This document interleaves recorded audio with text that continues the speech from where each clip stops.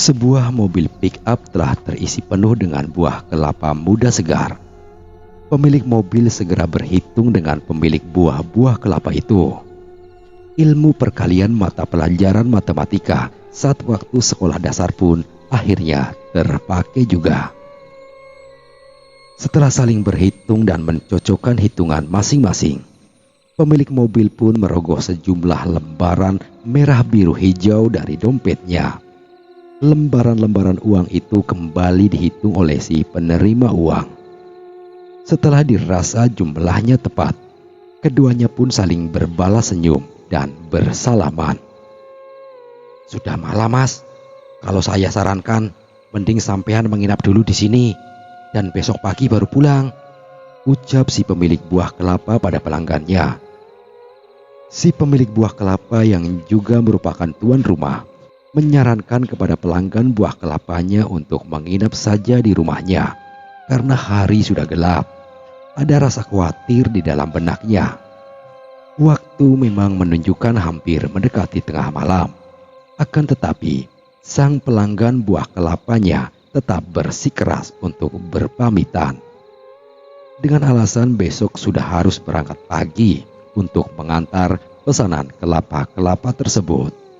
Dan pemilik mobil pick-up sekaligus pelanggan buah kelapa itu segera masuk mobil lalu tancap gas.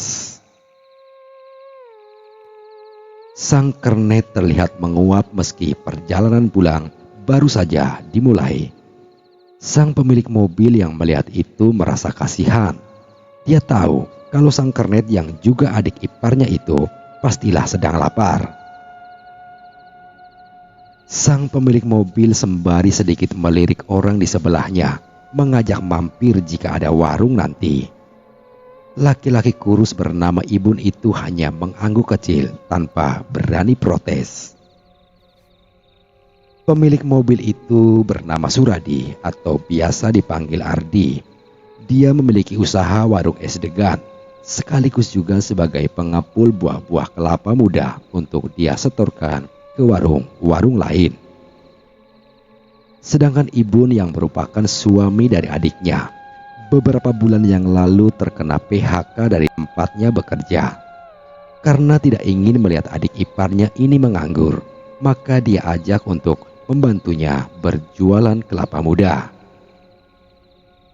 Laju kendaraan sudah menempuh waktu kurang lebih setengah jam, hingga sampailah mereka di sebuah warung mie ayam. Ardi menepikan mobilnya.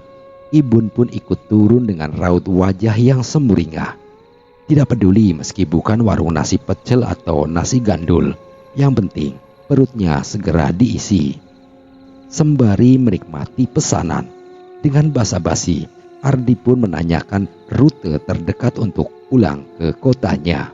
Siapa tahu memang ada jalan tikus yang bisa menghemat waktu. Si pemilik warung mie ayam pun segera menjelaskan.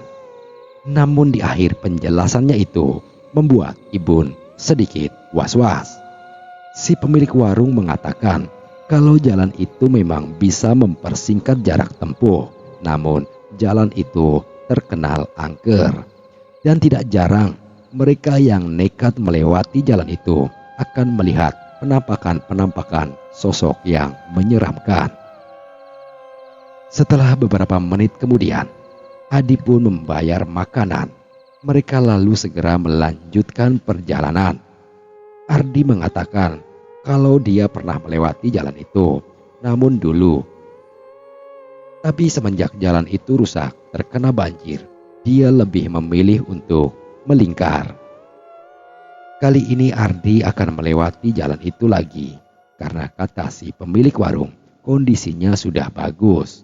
Benar saja, jalan itu sekarang sudah mulus. Di beberapa titik, Ardi tidak lupa membunyikan klakson mobilnya sebagai tanda permisi. Perjalanan mereka sesekali menembus hutan rakyat yang rata-rata berupa singkong dan jati. Gelap dan berliku. Kadang mereka juga harus melewati persawahan yang sangat luas membentang. Beberapa menit berikutnya, secara tiba-tiba, Ardi menginjak pedal rem dalam-dalam secara mendadak. Ibun pun bahkan langsung protes ke Ardi karena hal itu bisa membahayakan keselamatan mereka. Setelah protes, barulah Ibun menanyakan mengapa Ardi menginjak pedal rem secara mendadak. Ardi tidak menjawab, namun tangannya menunjuk ke satu arah di depan mobil mereka. Ibun mengira kalau yang ditunjuk oleh kakak iparnya itu pasti penampakan pocong atau sosok kuntilanak yang menghalangi kendaraan mereka. Dia pun merinding seketika itu. Namun perkiraan Ibun ternyata salah besar, karena kakak iparnya mengatakan kalau dia melihat sepasang ayam hutan di pinggir jalan. Kakak iparnya tersebut juga mengatakan akan mencoba menangkap dan membawa pulang hewan itu. Setelah beberapa saat keluar dari mobil, Ardi hanya mengumpat-umpat kecil sambil kembali ke dalam mobil. Rupanya, ayam yang berhasil dia tangkap justru yang berkelamin betina. Padahal, ayam jantanlah yang dia inginkan. Ardi memang pernah memiliki ayam bekisar. Dan ayam bekisar itu adalah hasil persilangan antara ayam alas jantan dengan ayam kampung betina. Namun tak apalah, meski hanya ayam alas betina yang dia dapatkan, besok-besok dia akan cari pejantan supaya bisa dikawinkan. Beberapa saat kemudian, dengan ditemani seekor ayam alas betina, mereka pun melanjutkan perjalanan. Malam belum lama menjelang, ketika tiba-tiba Ardi terbangun dari tidurnya. Nafasnya terengah-engah dengan keringat dingin membasahi sekujur tubuh. Ardi pun duduk di sudut ranjang. Dia pandangi istrinya yang masih terlelap. Sesaat kemudian, dia memilih untuk bangun dan memeriksa ke belakang rumah. Ardi melihat ayam alas tersebut masih meringkuk di kandang buatannya. Aman, kata Ardi dalam hatinya. Memang Ardi baru saja bermimpi, yang dalam mimpinya itu dia merasa didatangi seorang laki-laki berperawakan tinggi besar dengan mengenakan pakaian serba hitam. Laki-laki tersebut mengatakan agar dia melepaskan istrinya. Laki-laki itu bahkan mengancam akan membunuh istri Ardi bila istrinya tidak segera dilepaskan. Bagi Ardi, mimpi yang aneh seperti itu tidak perlu dia hiraukan, apalagi menyangkut pautkan mimpinya dengan ayam alas yang dia tangkap kemarin malam. Nyatanya, ayam alas itu aman berada di tempatnya. Namun perasaan Ardi mulai gelisah ketika di malam ketiga dia kembali memimpikan hal yang sama. Ardi diminta untuk segera melepaskan istri laki-laki itu. Kalau memang benar ayam alas yang dia tangkap itu penjelmaan jin atau demit, pasti ayam itu sudah lenyap atau berubah wujud. Akan tetapi kenyataannya, ayam alas itu tidak berubah sama sekali. Pada saat itu, dia dan Ibun memang melewati daerah yang di kanan kirinya masih berupa hutan. Bukan hal yang mustahil kalau di sana memang menjadi habitat bagi hewan-hewan liar seperti ayam alas. Memasuki 4 hari semenjak Ardi membawa ayam alas tersebut, kondisi sang ayam semakin lemas. Ayam alas betina tersebut tidak mau makan sama sekali, bahkan minum pun hanya sedikit. Ardi yakin namanya ayam alas pasti agak susah untuk beradaptasi ketika berada di dalam kurungan. Septi, istri Ardi, mengatakan kalau lebih baik ayam alas itu dilepaskan saja karena kasihan kondisinya semakin lemas. Tapi jawaban Ardi, nanti jika lemas bisa disembelih untuk lauk makan. Dan benar saja, sore hari setelah Ardi pulang kerja, ayam alas itu sudah nyaris kehilangan nyawa, bahkan berdiri pun sudah tak mampu. Maka tanpa pikir panjang, bismillah, ayam alas betina itu pun pada akhirnya meregang nyawa di tangan Ardi. "Mas, ayamnya kok baunya busuk ya?" tanya istri Ardi ketika dia mengolah ayam alas tersebut menjadi lauk. Ardi yang tidak percaya pun ikut mengendus dengan hidungnya. Baru saja hidungnya dia dekatkan, Ardi langsung merasa mual karena bau ayam alas tersebut memanglah sangat busuk. Seharusnya kalau ayam masih hidup yang baru saja disembelih tidak akan mengeluarkan bau busuk. Keduanya pun semakin tercengang saat mereka berdua melihat perubahan yang secara tiba-tiba pada daging ayam alas itu. Warna daging yang semula putih itu tiba-tiba berubah menjadi kemerahan, lalu menghitam biru seperti bangkai. Baik Ardi maupun istrinya pun semakin ketakutan ketika mereka menyadari kalau ayam alas yang sudah mati tersebut bisa mengedipkan mata. Sontak Septi berteriak dan menyuruh agar Ardi mengubur saja ayam itu. Dengan tergopoh-gopoh, Ardi pun mengambil ayam itu hendak menguburkannya di belakang rumah. Dengan segera, Ardi membuat lubang untuk menguburkan ayam alas itu. Dan lagi-lagi Ardi dibuat tercengang karena pada daging ayam itu tiba-tiba telah dikerumuni belatung yang berloncatan ke sana dan kemari. Tidak mungkin dari mana datangnya belatung itu. Padahal ayam alas itu baru saja dia potong dan bukan ayam yang mati kemarin atau kemarinnya lagi. Ardi merasa heran ketika melihat istrinya duduk sembari menatapnya dengan tatapan yang sangat tajam. Ada raut marah di muka Septi. Ardi semula berpikir kalau semua pasti karena istrinya tidak jadi makan daging ayam itu. Namun toh bagi mereka, daging ayam bisa mereka dapatkan kapan saja, bukan termasuk lauk mewah. Ardi pun mencoba menanyakan perubahan sikap istrinya itu. Bagai tersengat puluhan kalajengking saat secara tiba-tiba Ardi mendengar suara asing yang keluar dari mulut istrinya. Suara itu adalah suara seorang laki-laki yang mana dia mengancam akan membunuh Septi karena Ardi telah membunuh istrinya. Kamu kenapa, Dek? Tanya Ardi dengan gelagapan dan penuh ketakutan. Septi tidak menjawab pertanyaan suaminya. Dia malah mengambil sebuah pisau yang tergeletak di dapur. Tindakan Septi yang nekat pun tidak terpikirkan oleh Ardi. Septi sudah menempelkan pisau ke lehernya dan siap untuk mengiris lehernya sendiri.